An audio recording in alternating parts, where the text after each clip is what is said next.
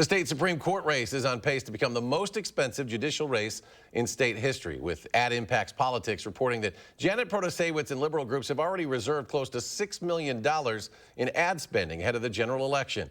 But where else is the money coming from? Political reporter Will Kenneally explains. We know that these supposedly nonpartisan races eventually end up really being about Republican versus Democrat. Now the parties have more of an influence.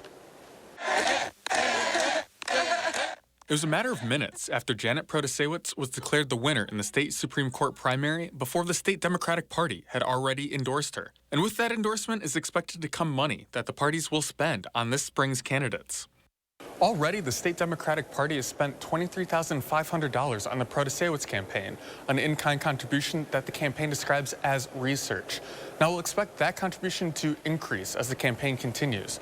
And we would have expected to see similar expenditures on the conservative side, but we heard this from Dan Kelly on election night. Would you take money from the Republican Party? Well, we're not taking money from the Republican Party.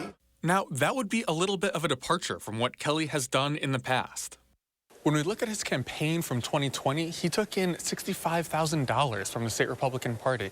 That's for things like renting office space and mailers. Now, if we look at the liberal running against him, she took in close to $1.3 million from the state Democratic Party over that same time.